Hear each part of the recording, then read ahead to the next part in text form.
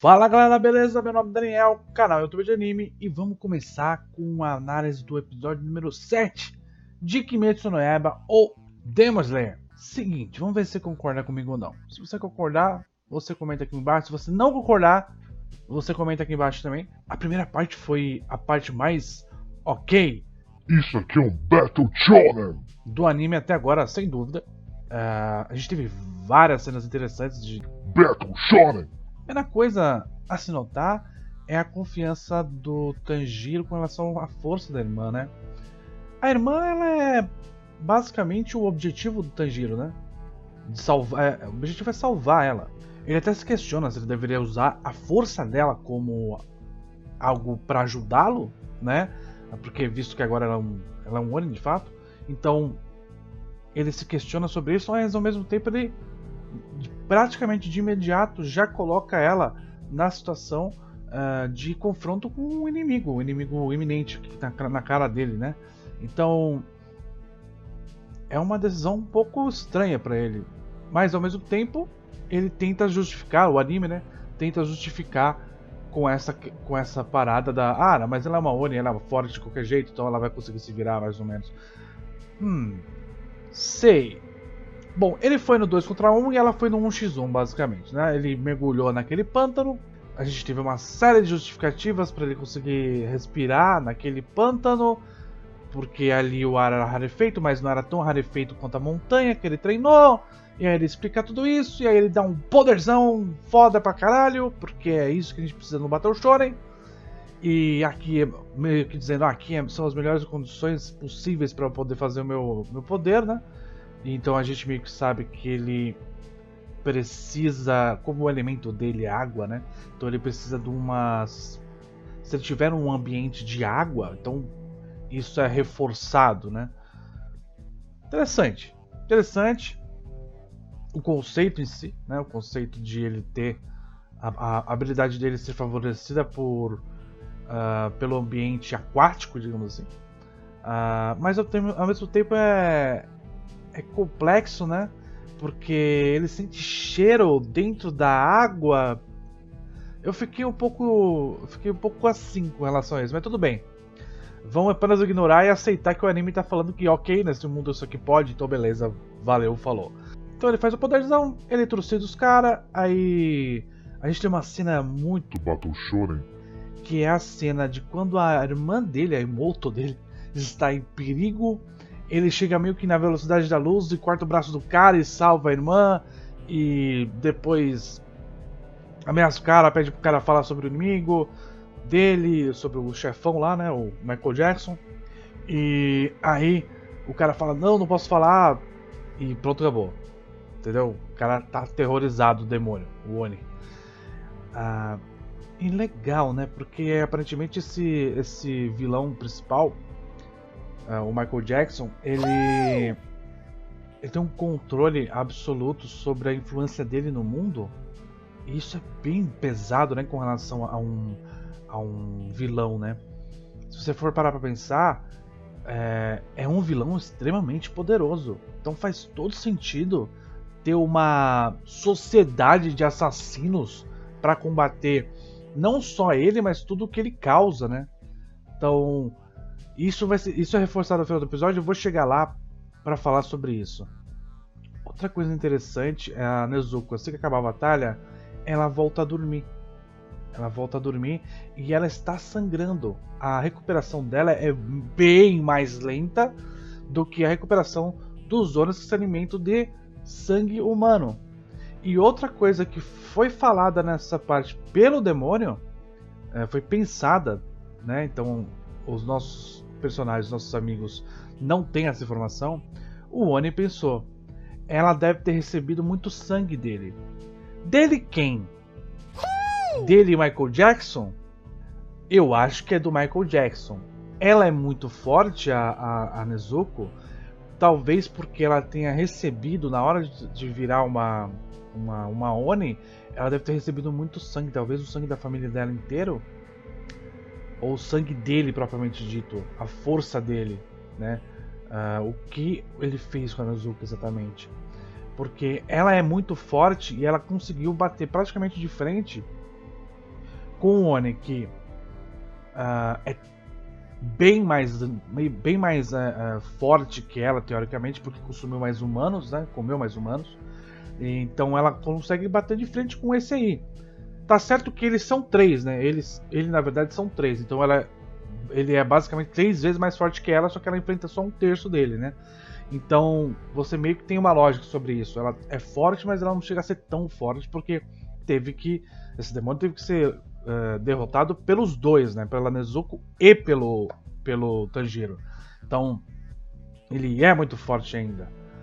O quanto ela vai conseguir enfrentar um 1x1 assim, um demônio que realmente tenha só uma parte. Enfim, vamos ver como é que eles vão lidar com essa questão de equilíbrio de poder com relação a Nezuko, né?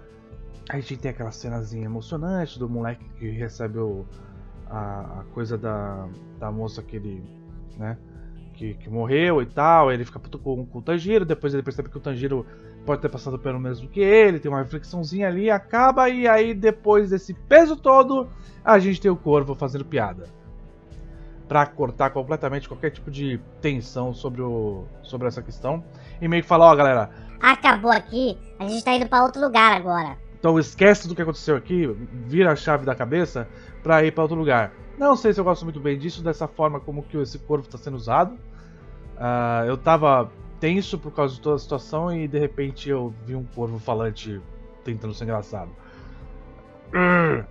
Mas a gente foi para a segunda parte do episódio, que tem bastante coisa sendo falada.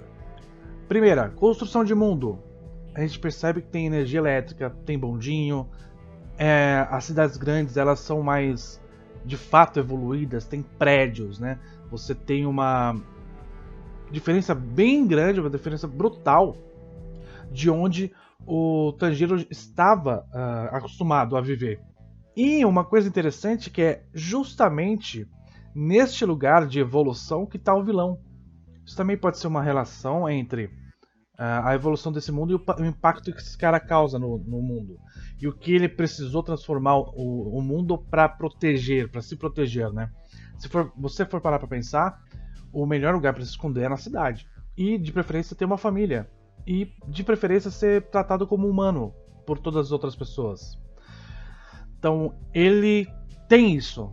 O quanto isso não foi manejado por ele, né? Fica uma questão bem interessante sobre isso, sabe? O quanto esse mundo tá girando em torno desse cara, desse vilão.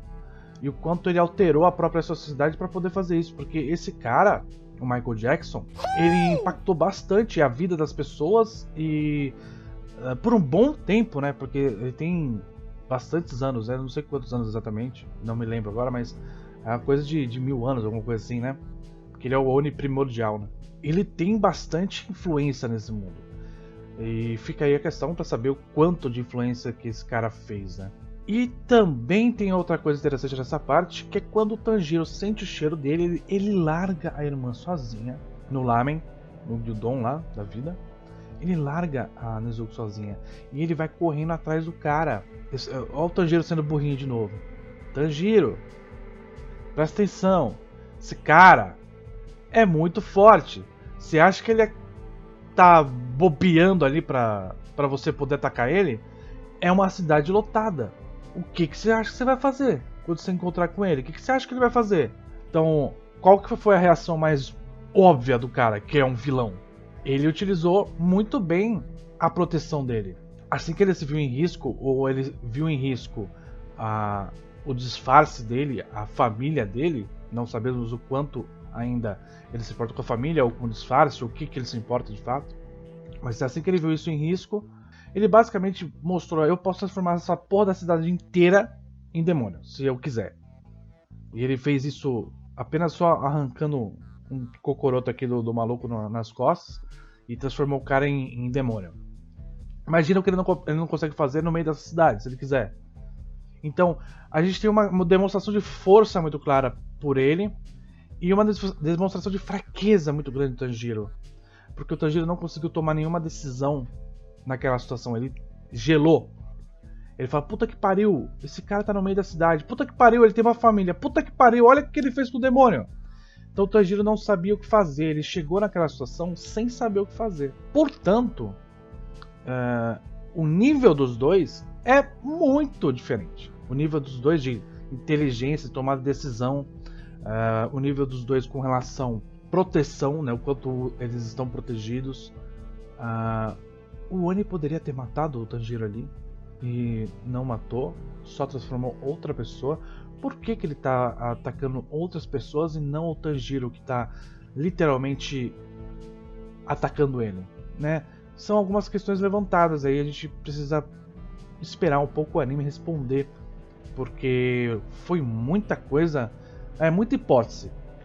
Essa parte final ela levanta muita hipótese, ela levanta muitos questionamentos sobre o vilão em si, a personalidade dele, o que causou essa situação e como que a sociedade gira em torno dele, né? E acho que essa é a coisa mais interessante do anime agora, a partir de agora, e que eu estou realmente intrigado, é o quanto, como eu já falei algumas vezes nesse vídeo, a sociedade está girando em torno das ações do Michael Jackson, tá? E é isso, galera. Espero que vocês tenham gostado. Deixe seu like, se inscreve no canal rapidinho aí e também aperte o sininho para receber novas notificações. E além disso, claro, tem links de Discord, Twitch, Twitter, além de Padrim para você colaborar com o canal com dinheiro para ajudar eu a continuar fazendo vídeos. E também link da Amazon se você quiser comprar alguma coisa e você vai estar ajudando o canal da mesma maneira, tá ok? Muito obrigado, valeu, falou!